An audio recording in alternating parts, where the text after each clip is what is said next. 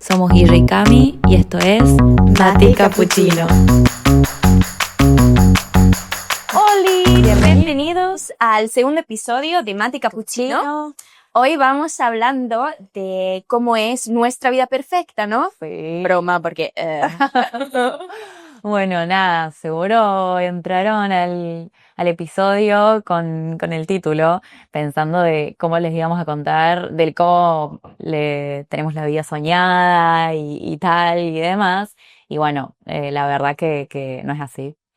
Tenemos muchas cosas y situaciones en nuestra vida, como cualquier persona, obviamente, pero lo que se muestra en redes y demás es el 1% de lo que vivimos y lo que pasamos. Claramente solo se muestran las cosas lindas, los viajes, los momentos copados.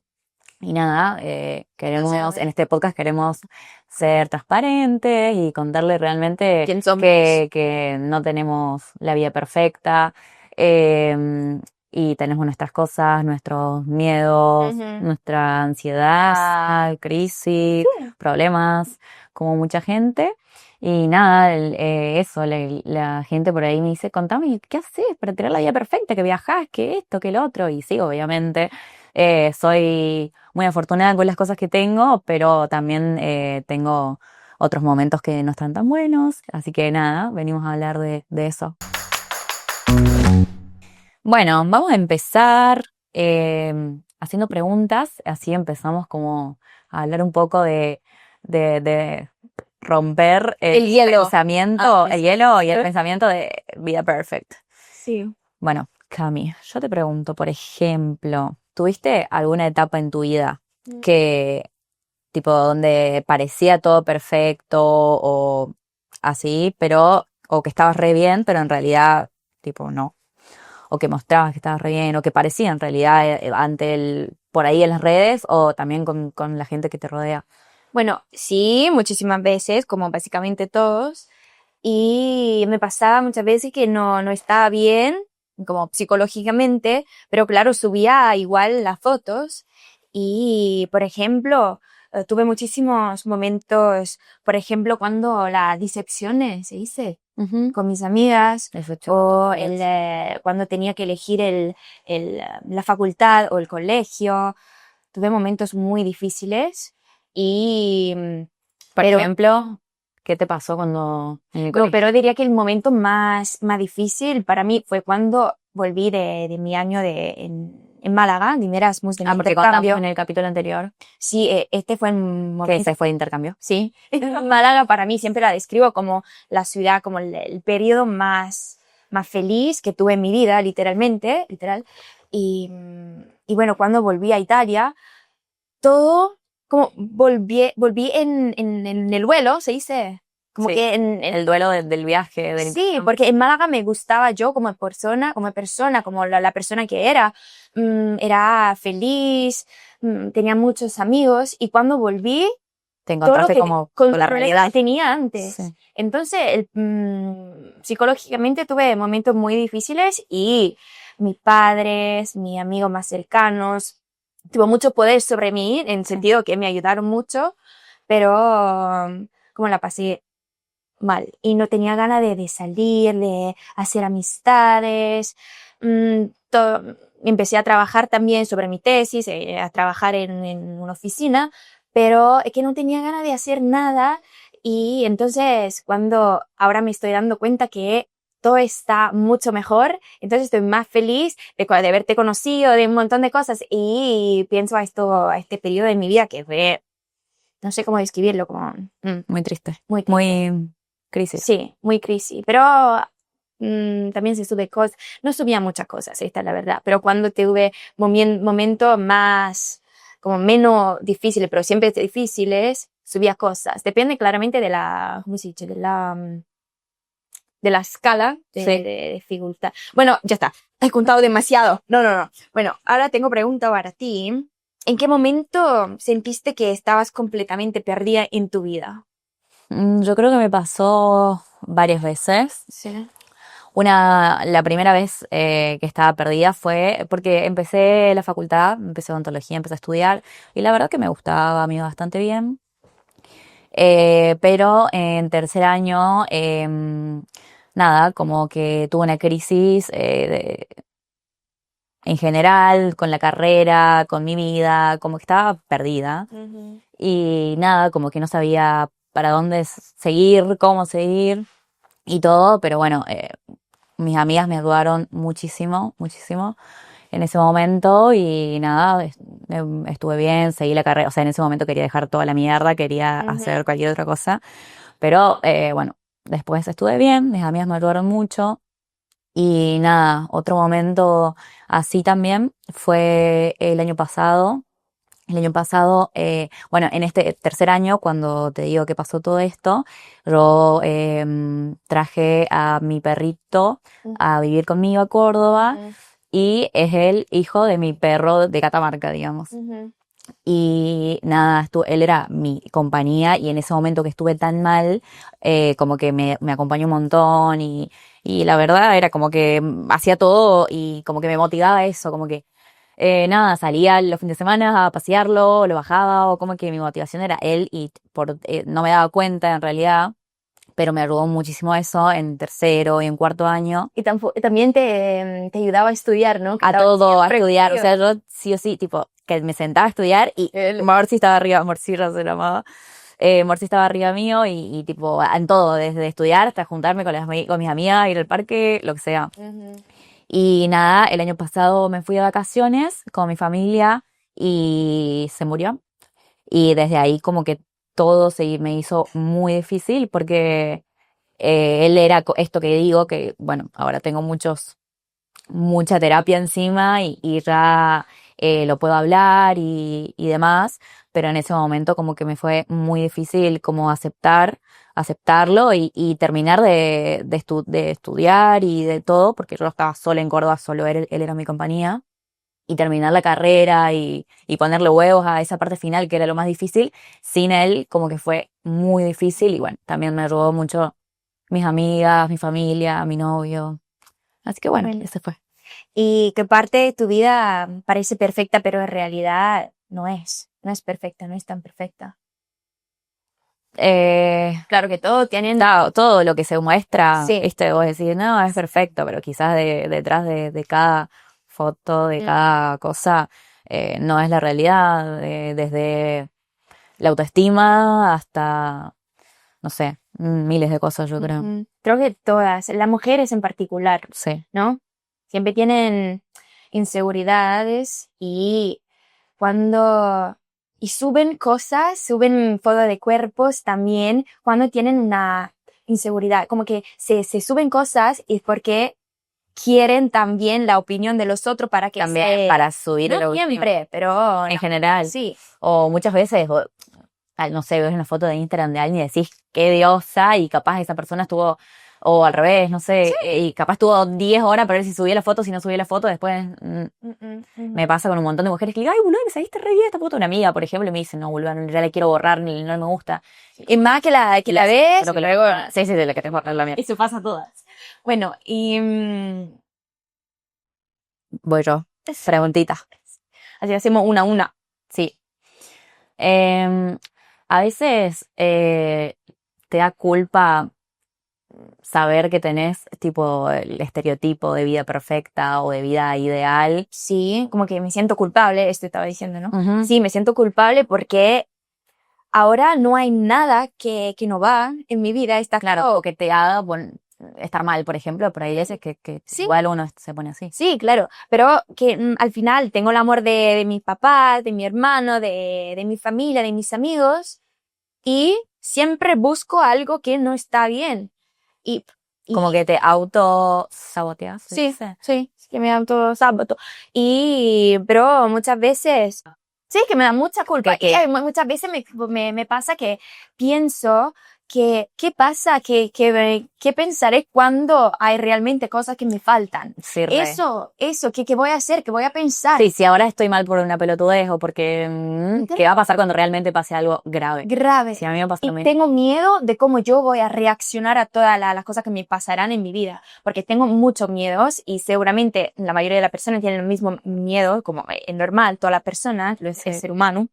Entonces ya sé que pasarían y tengo miedo de cómo la puedo afrontar. Claro. Y seguramente cada edad tiene su etapa, entonces lo voy aprendiendo cada día, pero no sé, con la terapia también, pero seguramente no hay nadie que sabe cómo afrontar este tipo de cosas. Sí, y da miedo. Entonces sí me siento culpable, pero... Sí, a mí también me repasa que me da culpa.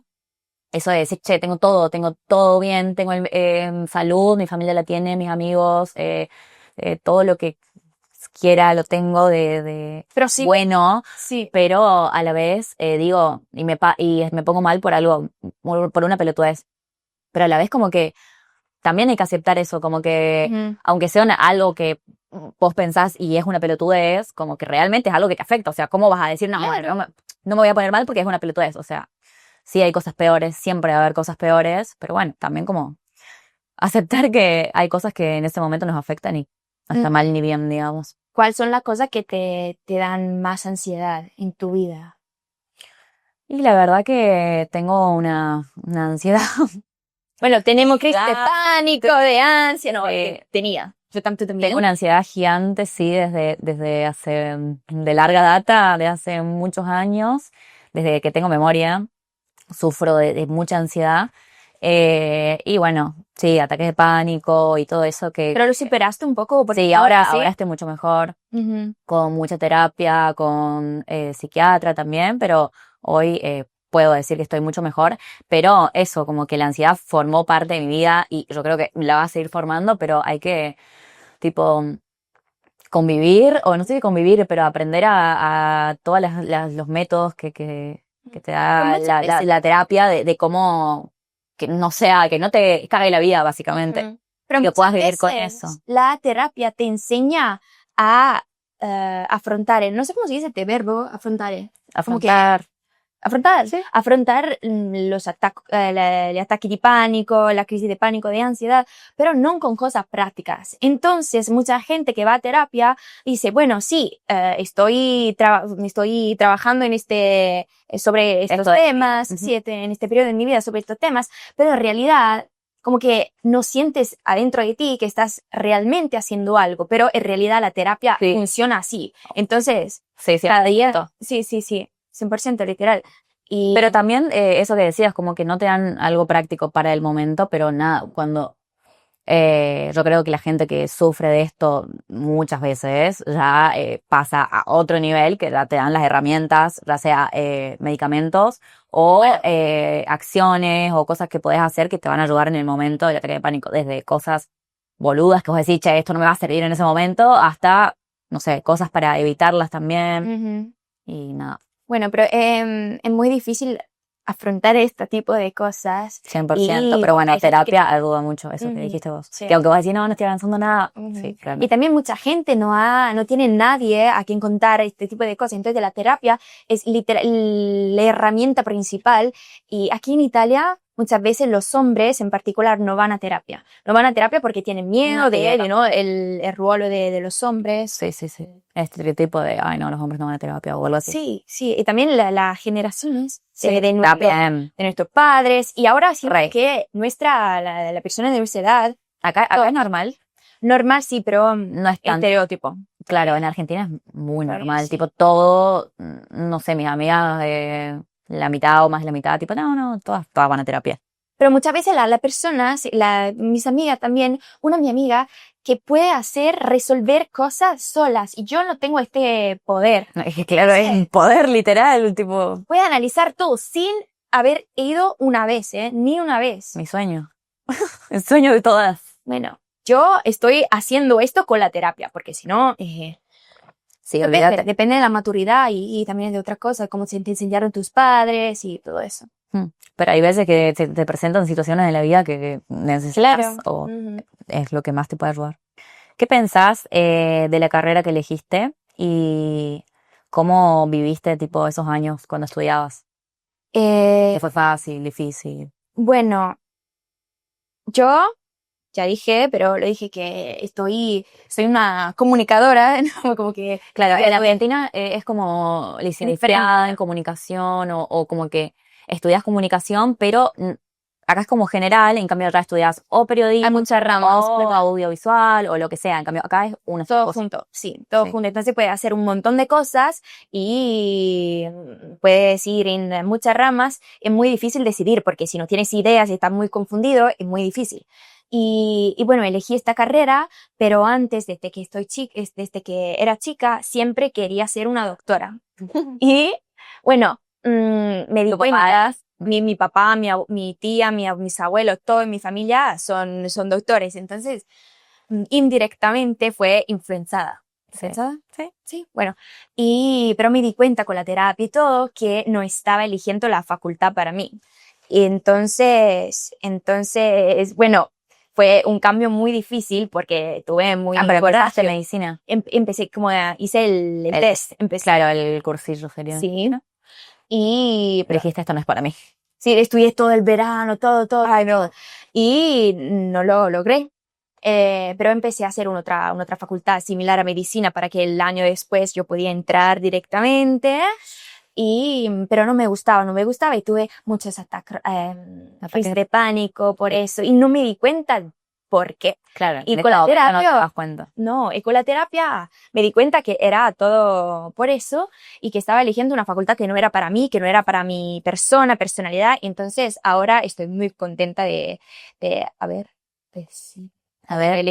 elegido esta facultad que más para mí, para las creativas, Sí, re. Sí, y De vos. sí, tantísimo. Y, preguntita para ti, que me encanta. Bueno, ¿te fue difícil mudarte en otro país? Bueno, y yo, ¿saben? Que tú vives acá ahora. Sí, yo Sí. creo que dije, no sé. No me acuerdo. Vivo en Italia. Por eso le conozco a Cami. Y sí, o sea, la verdad que fue difícil.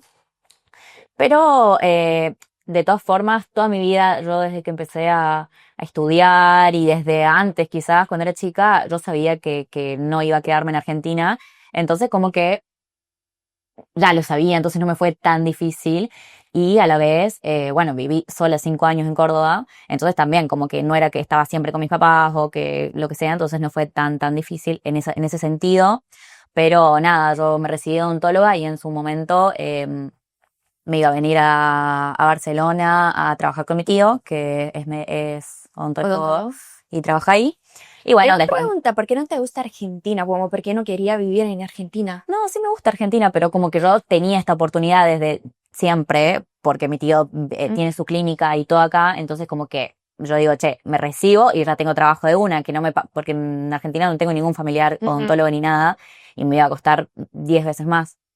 Y aparte siempre me gustó la idea de vivir afuera y qué sé yo. Así que eso. Y nada, después, bueno, cambió el destino y me puse de novia.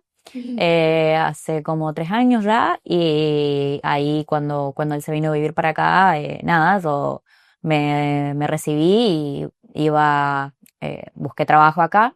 Hiciste una muy buena cosa, como que esperaste hasta que te graduaste allí y luego viniste para acá. Sí, obvio que eso era Porque no todos lo podrían hacer. No, en serio. Como...